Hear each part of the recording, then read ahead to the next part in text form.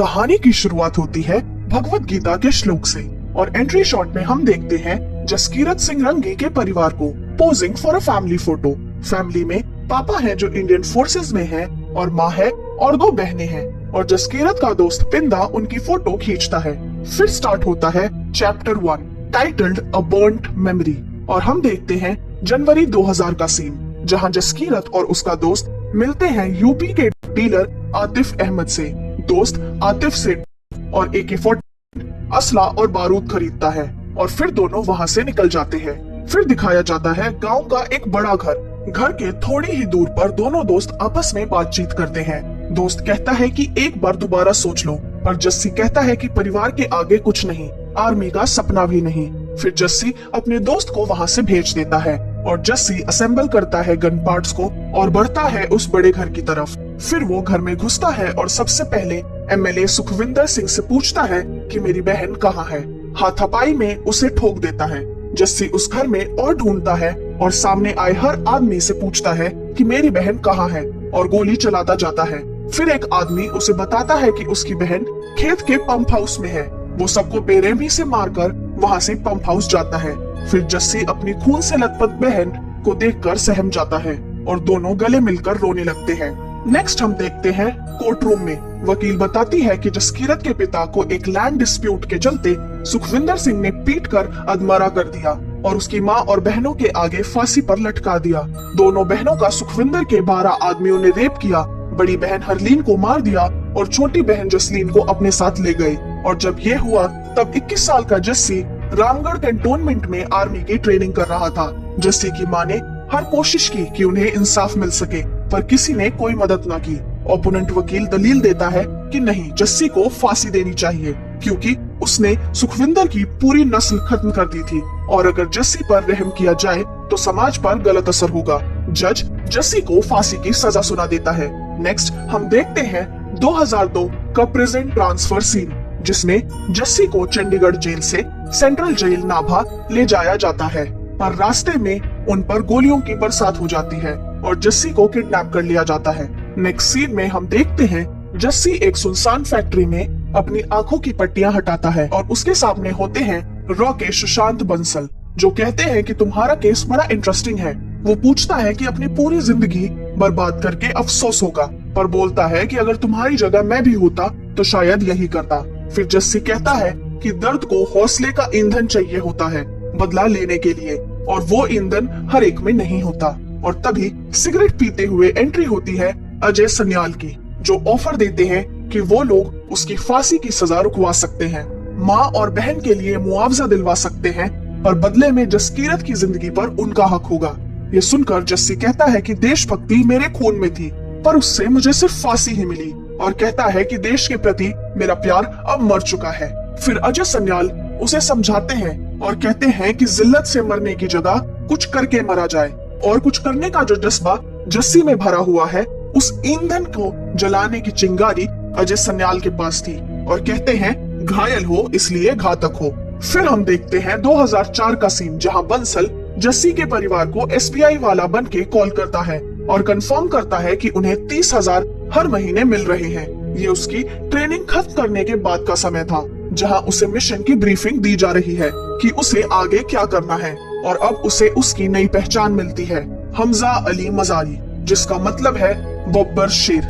जस्सी यहाँ से जय हिंद बोल के काबुल एयरपोर्ट के लिए निकल जाता है। काबुल में एक होटल में जाता है जहाँ उसे सीक्रेट कोड मिलता है और वहाँ बैठकर वो अपने परिवार की फोटो जलाता है और वहाँ से निकल जाता है। अब हमें प्रेजेंट टाइम दिखाया जाता है 11 अगस्त 2009 जहाँ पता चलता है कि वो अपनी पास्ट लाइफ दूसरे एजेंट आलम को बता रहा है। वो कहता है आज रहमान डकैत को मारकर ऐसा लग रहा है कि असल में हमजा आज जिंदा हुआ है और कहता है कि अब मुझ में सिर्फ जुनून है, इन भेड़ियों को मारकर अपने देश हिंदुस्तान को सलामत रखने का जुनून। फिर वो आलम से उसकी कहानी पूछता है पर आलम कहता है कि आज का दिन तुम्हारा है, मेरी कहानी किसी और दिन सुनाऊंगा। फिर शुरू होता है चैप्टर 2 लूसीफर। अब हमें रहमान डकैत की मैयत का सीन दिखाया जाता है और दूसरी ओर अरशद पप्पू लियारी का बादशाह बन जाने का जश्न मनाता है और रहमान की पोस्टर जलाता है। अगले सीन में हम SP असलम और ISI मेजर इकबाल को बात करते सुनते हैं जहां मेजर इकबाल पूछता है कि तुमने रहमान डकैत को क्यों मारा, और एसपी कहता है कि बड़े साहब के बदले के लिए। कुछ साल पहले दोनों के बीच जमीन को लेकर आपसी दुश्मनी हुई थी, जब रहमान ने बड़े साहब का कहा नहीं माना था। फिर मेजर कहता है कि ये आखिरी बार है जब तुमने अपनी मर्जी का किया, अगली बार मुझसे पूछे बिना कुछ नहीं होना चाहिए। वहीं नीचे रोड पर कुछ लोगों को बेरहमी से जला दिया जाता है क्योंकि वो सिख थे और उनकी दुकान जहीर मिस्त्री प्लेन हाईजैकर को पसंद आई थी। अगले सीन में हम देखते हैं उजैर बलूच, रहमान डकैत का छोटा भाई, जो गुस्से में कहता है कि मुझे असलम का सर चाहिए, पर हमजा उसे समझाता है कि ये सिर्फ असलम का किया धरा नहीं है, किसी ने उसे भाई की जानकारी दी थी। फिर वो रिजवान को बुलाता है जो कहता है कि अरशद पप्पू ने रहमान की लोकेशन टाइम एसपी को दिया था। उजैर खुश होकर रिजवान को अपनी गैंग में शामिल कर लेता है। फिर पप्पू को ढूंढने के लिए उजैर के लोग लियारी में गैंग वॉर कर देते हैं। तभी असलम ऑपरेशन लियारी शुरू कर देता है। जमील एसपी से बात करते हैं और कहते हैं कि अरशद पप्पू भागने वाला है, और फिर दूसरा कॉल पप्पू को करते हैं और उसे मदद करने के लिए उसकी लोकेशन पूछते हैं, पर पप्पू फोन काट देता है। कई दिन ढूंढने पर भी पप्पू नहीं मिलता और हमजा पूरी लियारी जलाने का आइडिया देता है और कहता है कि आग की लपटों में वो खुद बाहर निकलेगा। फिर हमजा और उसके लोग लियारी जलाना शुरू कर देते हैं। डर के मारे पप्पू जमील को कॉल करता है और हेल्प मांगता है। तब जमील अपनी गाड़ी भेजने और अपनी मिल्क फैक्ट्री में छुपने को कहता है। पप्पू अपने एक आदमी के साथ मिल्क फैक्ट्री पहुंच जाता है, पर वहां उजैर और उसके आदमी उसका इंतजार कर रहे होते हैं। पप्पू की आंखों के सामने उजैर उसके आदमी के पैर में नुकीला सरिया घुसा देता है। नेक्स्ट सीन में हम देखते हैं हमजा जीप चला रहा होता है और जीप के बोनट पर अरशद पप्पू को बांधा होता है। उजैर बीच सड़क में लोगों के बीच अरशद पप्पू की गर्दन काटकर फुटबॉल खेलता है। नेक्स्ट सीन में हम देखते हैं जरवारी साहब, एसपी असलम, मेजर इकबाल और जमील लियारी के दंगों के बारे में बात करते हैं। एसपी कहता है कि मीडिया का ध्यान भटकाने के लिए हम बलोच यूनाइटेड फोर्स BUF के कुछ लड़के कोचिंग के पास से उठाकर उनको टेररिस्ट घोषित कर देंगे। जरवारी PAC पाकिस्तान अमन कमेटी पार्टी को भी टेररिस्ट ऑर्गेनाइजेशन ऐलान करने कहता है और उजैर को अरेस्ट करने की प्लानिंग होती है। नेक्स्ट सीन में हम देखते हैं उजैर को जमील कहता है कि लियारी छोड़कर भाग, तुम्हारे खिलाफ ATA वारंट है। उजैर कहता है मैं किसी से नहीं डरता और अब एसपी को मारकर ही दम लूंगा, पर हमजा कहता है ये सेफ नहीं है, जिंदा रहोगे तो मारने के कई मौके मिलेंगे, इसलिए उसे दुबई जाने को कहता है। अगले सीन में हम देखते हैं इंडस स्कॉलर्स सर्कल, जहां से LTF कोचिंग के कुछ लड़कों को उठा ले जाती है। उन्हीं लड़कों में से एक होता है बलोच लीडर शिरानी साहब का बेटा। उधर उजैर दुबई के लिए निकल जाता है, लेकिन हमजा चाल चलता है। वो दुबई अथॉरिटीज को टिप देता है और दुबई पुलिस उजैर को एयरपोर्ट पर ही अरेस्ट कर लेती है। सीन शिफ्ट हो जाता है और एसपी बच्चों को ठोक देता है। नेक्स्ट सीन आता है हमजा का, जहां उसे शेर बलोच की गद्दी पर बैठा दिखाया जाता है।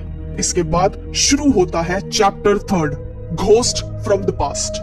टीवी पर न्यूज आती है कि एसपी को मेडल दिया गया, पर हमजा कहता है बच्चों को नहीं मारना चाहिए था। फिर हमजा जमाली से पूछता है क्या आपको ये सब पता था? जमाली कहता है हाँ। हमजा कहता है बताया क्यों नहीं? जमाली जवाब देता है अगर मैं तुझसे पूछता तो क्या तू मुझे ये करने देता? तब हमजा बोलता है अब हमें PPP की जरूरत नहीं है, हमें मुस्लिम आवाम पार्टी ज्वाइन कर लेनी चाहिए। लेकिन इस बात से जमील जमाली थोड़ा घबरा जाता है। PPP छोड़कर दूसरी पार्टी में जाना इतना आसान नहीं था। हमजा उसे समझाता है आप बस नवाब शरीफ के साथ मीटिंग सेट करो, बाकी सब मैं संभाल लूंगा। फिर मीटिंग दिखाई जाती है और फिर लियारी में मुस्लिम आवाम पार्टी का प्रचार होता है और वो जीत जाते हैं। सीन शिफ्ट होता है हमजा की बीवी यालिना प्रेग्नेंट होती है और लियारी में पार्टी बदल जाती है और नवाब शरीफ की पार्टी की हुकूमत आती है। हमजा किंग ऑफ लियारी बन जाता है और साथ ही बाप भी बनता है। अगले सीन में नवाब शरीफ विक्ट्री स्पीच देते हैं और इधर इंडिया में अजय सान्याल हमजा को देखकर खुश होता है और बड़े साहब भी टीवी पर हमजा को देखते हैं। फिर सीन शिफ्ट होता है और हम देखते हैं मेजर इकबाल अपने घर आता है, जहां उसका बाप ब्रिगेडियर जहांगीर और बेटी होती है। ब्रिगेडियर जहांगीर टीवी पर मोदी की शपथ ग्रहण की न्यूज देखते हैं और मेजर को ताने मारते हैं और इसी बीच बड़े साहब का फोन आ जाता है और वो हमजा के बारे में पूछते हैं। नेक्स्ट सीन में हमजा बलूचिस्तान जाता है और वहाँ सेलिब्रेशन होता है और हमजा को शेरे बलूच घोषित कर दिया जाता है। इसके बाद मेजर इकबाल, हमजा और जमाली तीनों बड़े साहब से मिलने जाते हैं और ये बड़े साहब कोई और नहीं बल्कि दाऊद इब्राहिम होता है। यहाँ दाऊद पूरी प्लानिंग समझाता है, कैसे इंडिया को अंदर से कमजोर करना है, कैसे सिस्टम को घुटनों पर लाना है। वो कहता है 60,000 करोड़ रुपए यूपी तक पहुंचना चाहिए इलेक्शन से पहले। दाऊद आगे बोलता है, हमजा को मुस्लिम कौम के लिए अपनी वफादारी साबित करनी होगी और पंजाब में फिर से आग भड़कानी है। तभी मेजर इकबाल एक्सप्लेन करता है, केरला से लेकर नक्सल एरियाज तक जितने भी एंटी नेशनल ग्रुप्स हैं, सबको आईएसआई फंड करता है और ये फंडिंग यहीं से जाती है। दाऊद का आदमी बोलता है, पंजाब के लड़के आएंगे एक डील के लिए, उन्हें माल दे देना। हमजा कहता है, पंजाब में भी माल मिलता है। फिर मेजर कहता है, पाकिस्तान में माल सस्ता मिलता है, इंडिया में महंगा बिकता है। इससे इंडिया के बच्चे नशे में डूबेंगे और उन्हीं पैसों से हम उन पर हमला करेंगे। फिर हमजा आलम से मिलता है और डाइमिथाइल मर्क्यूरी की डिमांड करता है, जो कि एक टाइप का जहर होता है।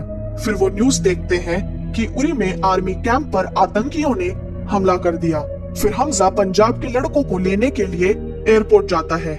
उनमें एक होता है पिंदा, उसके बचपन का दोस्त। उसे देखकर हमजा के दिमाग में पुराने सारे सीन्स फ्लैश होने लगते हैं।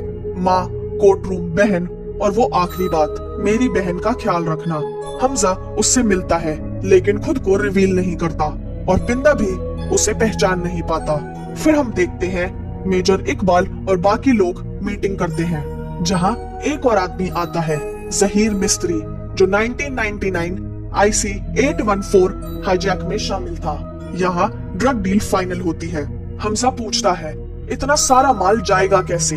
तो पिंडा जवाब देता है, हर जगह हमारी सेटिंग है, ये धंधा तुम्हारे आने से पहले से चल रहा है। पुराने टनल्स हैं जिनमें स्मगलिंग होती है।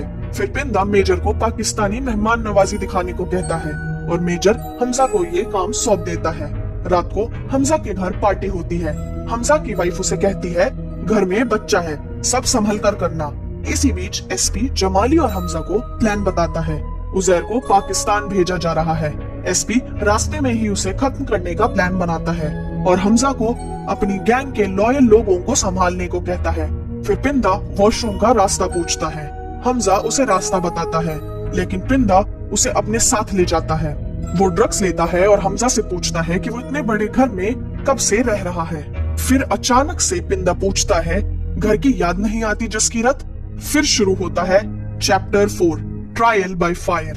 तो इतनी जल्दी माँ और बहन को भूल गया? ये सुनकर हमजा अंदर से हिल जाता है और यही गेम पलट जाता है। असल में पिंदा पहले से ही जानता था कि हमजा ही जसकीरत है। हमजा कहता है, ये सब तू क्यों कर रहा है? अपने ही देश में ये जहर मत लेके जा, बच्चे बर्बाद हो जाएंगे। लेकिन पिंदा फ्रस्ट्रेशन में बोलता है, कौन सा देश जो कभी मेरा था ही नहीं? मेरा मकसद मैं पूरा करके रहूंगा। हमजा उसे समझाने की कोशिश करता है लेकिन वो नहीं मानता।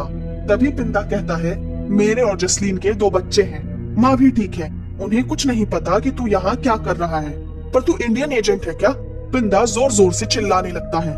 दोनों के बीच हाथापाई शुरू हो जाती है। हमजा उसे शांत कराने की कोशिश करता है लेकिन पिंदा रुकता नहीं। हमजा के अंदर जैसे तूफान चल रहा था और पिंदा बार बार उस पर हमला करता है। दोनों में हाथापाई होती है और पिंदा हमजा की आंखों में इंजेक्शन घुसाने की कोशिश करता है, लेकिन हमजा पिंदा को ही मार देता है और हमजा बाहर आकर दारू पीकर पार्टी में नाचने लगता है। अचानक गोली चलने की आवाज आती है और सभी लोग पिंदा की लाश को देखते हैं और आलम भी लाश के पास ही होता है और एसपी कहता है, आलम इंडियन एजेंट है। आलम मुस्कुराता हुआ हमजा को देखता है और हमजा उस पर गोली चलाकर उसे मार देता है। तभी हमें फ्लैशबैक दिखाया जाता है। काफी देर तक हमजा वही बाथरूम में बैठा होता है। तभी अचानक दरवाजा नॉक होता है और आलम वहाँ आता है। हमजा उसे सब सच बता देता है। तब आलम कहता है, मेरा टाइम बस यहीं तक था। वो अपने मुंह पर कांच से कट लगा लेता है और बताता है कि बरेली का एक पॉकेट मार आज देश के लिए शहीद होगा और हमजा को वहाँ से भागने को कहता है।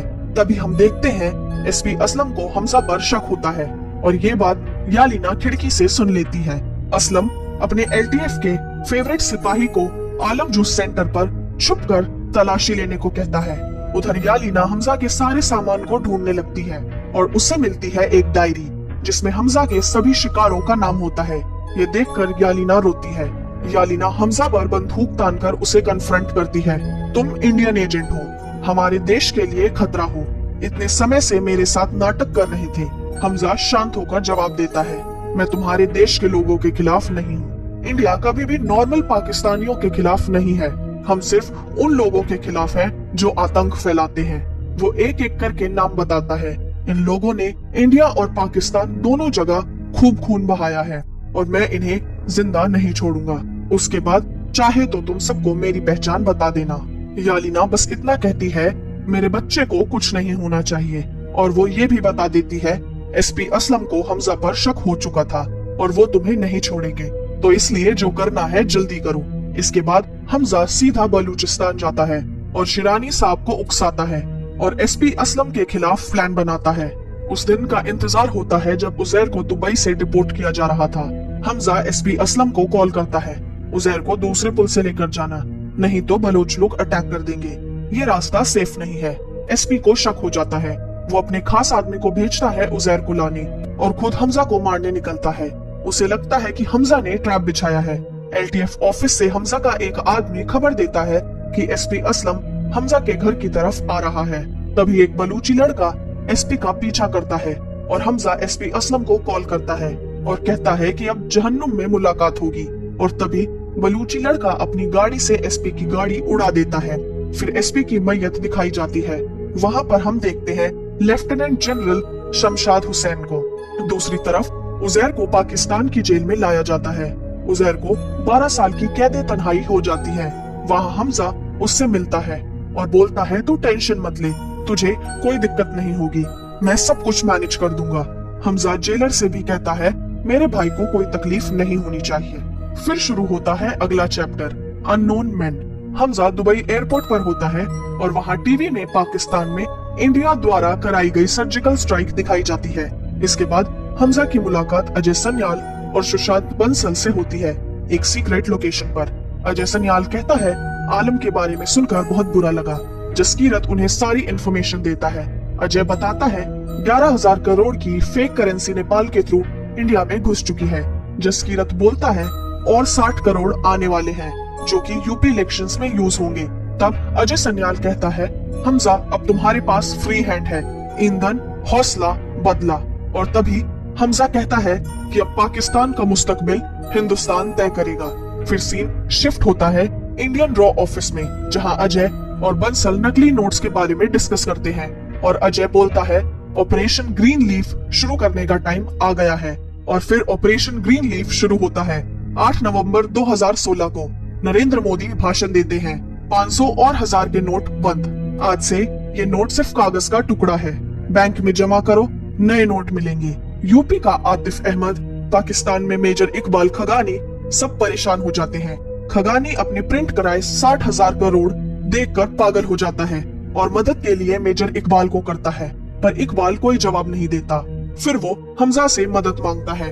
हमजा बोलता है, मैं आपसे मिलने आता हूँ। हमजा खगानी के फैक्ट्री पहुँचता है और उसे छत से धक्का देता है और खगानी बिजली के खंभे से जलकर मर जाता है। और उसके बाद हमजा फैक्ट्री में सारे पैसे जला देता है। उधर यूपी में आतिफ अहमद को अरेस्ट कर लिया जाता है। इसके बाद हमजा अपने लोगों को भेजता है और एक एक करके हर पाकिस्तानी टेररिस्ट जिसने हिंदुस्तान पर हमला किया उनको खत्म करवाता है। हर जगह न्यूज आने लगती है, अननोन मैन किलिंग टेररिस्ट। और यही हम यामी गौतम का कैमियो देखते हैं, जो एक टेररिस्ट को मारने में हमजा की मदद करती है। फिर बारी आती है जहीर मिस्त्री की, IC 814 हाईजैक वाला। उसे मारने से पहले हमजा वीडियो कॉल करता है अजय सन्याल को। अजय कहता है, तूने कहा था ना, गूदे तक का दम लगा लो, और हिंदू बड़ी डरपोक कौम है, अब पता चला। अजय सन्याल बोलता है, एक दिन मेरी स्पीच अधूरी रह गई थी, भारत माता की, भारत माता की। और जहीर जय बोलता है और उसी वक्त हमजा उसे गोली मार देता है। न्यूज देखते हुए मेजर इकबाल हमजा को कॉल करके दाऊद से मिलने के लिए चलने कहता है। अगले दिन हमजा डाइमिथाइल मर्करी को बैंडेज में छुपाकर दाऊद से मिलने जाता है। टीवी पर बाबरी मस्जिद वर्डिक्ट के बाद दाऊद गुस्से में होता है। इंडिया को सबक सिखाना है, दाऊद और इकबाल अगले हमले की प्लानिंग करते हैं और हमजा को हथियारों का जिम्मा सौंपा जाता है। हमजा दाऊद को जहर देने में नाकामयाब हो जाता है। हमजा रिजवान को अगले टारगेट की तैयारी करने कहता है। उधर इकबाल आतिफ को कॉल करके अगले हमले की जानकारी देता है। फिर हमजा घर लौटता है और यालीना को एक पासपोर्ट देता है। पासपोर्ट देने के बाद हमजा बोलता है, कल मैं बहुत बड़ा काम करने वाला हूँ। मैं लौटूंगा और लौटने के बाद हम तीनों यहाँ से निकल जाएंगे।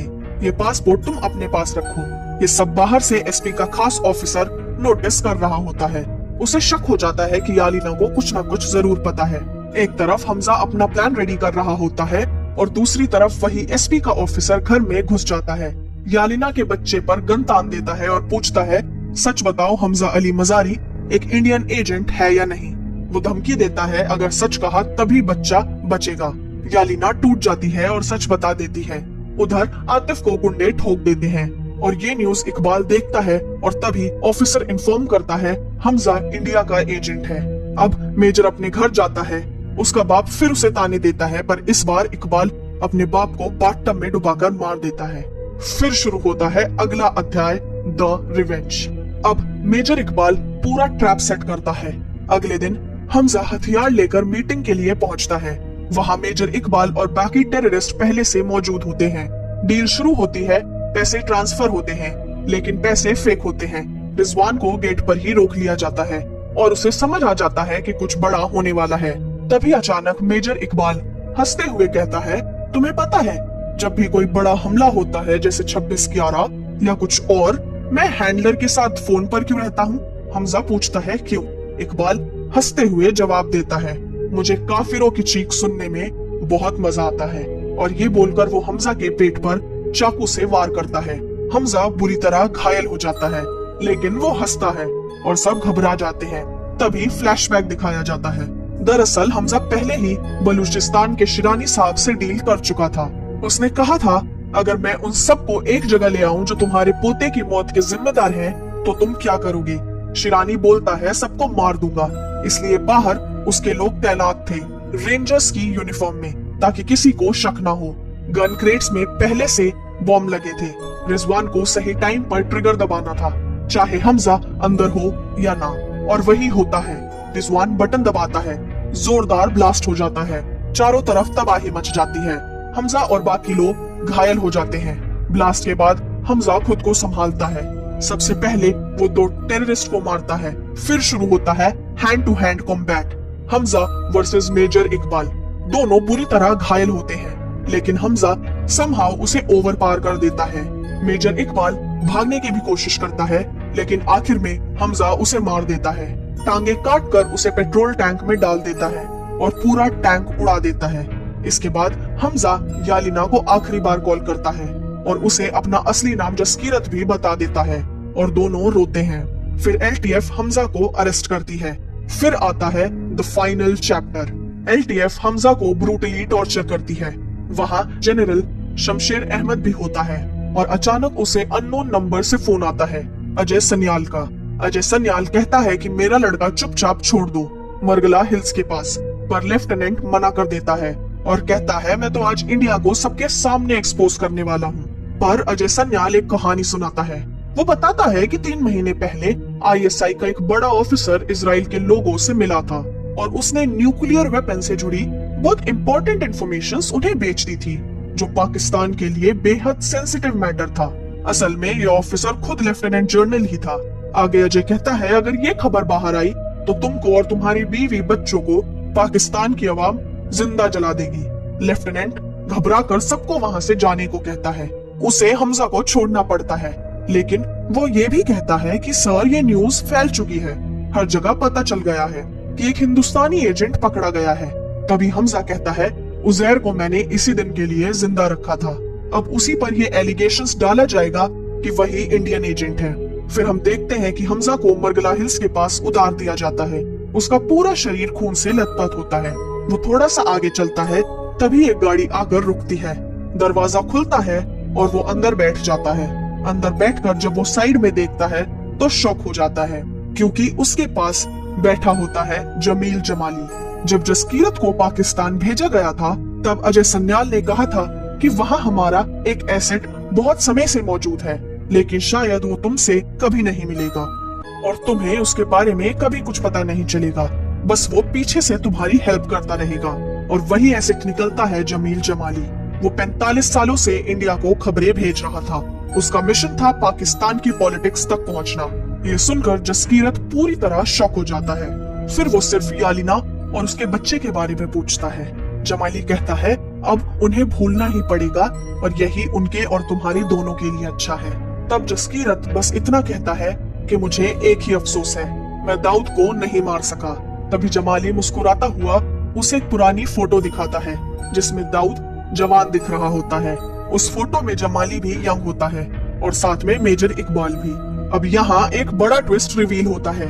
जो सिलिकॉन पॉइजन हमजा अपने हाथों में लगाकर दाऊद से मिलने गया था, वही पॉइजन जमाली ने भी दाऊद के हाथ पर लगा दिया था। मतलब दाऊद का काम हो चुका था, बस उसे धीरे धीरे तड़पाकर मारना था। फिर जसकीरत वहां से फ्लाई करके इंडिया आता है। इंडिया आने के बाद वो अजय सन्याल से मिलता है। अजय कहता है तुम्हें अपनी पुरानी जिंदगी पूरी तरह भूलनी पड़ेगी, आज से तुम्हारी नई शुरुआत है, तुम किसी से नहीं मिल सकते। इसके बाद हम देखते हैं जसकीरत यालिना और अपने बच्चे की फोटो को जला देता है। दूसरी तरफ बंसल अजय को खबर देता है कि एसेट गायब हो गया है, लेकिन असल में जसकीरत वहां से निकल चुका होता है। वो ट्रेन पकड़कर पठानकोट पहुंच जाता है अपनी फैमिली को देखने। वो दूर से देखता है कि उसकी फैमिली उसके बिना जीना सीख चुकी थी। उन्होंने खुद को संभाल लिया है, इसलिए वो चुपचाप वापस लौट जाना ही बेहतर समझता है। यही फिल्म कट हो जाती है, लेकिन हमें पोस्ट क्रेडिट सीन्स में दिखाया जाता है जसकीरत की ब्रूटल ट्रेनिंग, जहां उसे मुस्लिम आइडेंटिटी में ढलना सिखाया जाता है, खतना करवाया जाता है, कई लैंग्वेजेस सिखाई जाती हैं, लोगों के बीच घुलना मिलना सिखाया जाता है और असली स्पेशल फोर्सेस वाली ट्रेनिंग दी जाती है। उसे बलिदान type para special forces training दी जाती है। जसकीरत पूरी तरह तैयार किया जा चुका था। उसके साथ रिजवान भी ट्रेन हुआ था। आपको ये एक्सप्लेनेशन अच्छी लगी हो तो कमेंट्स में जय हिंद जरूर लिखें।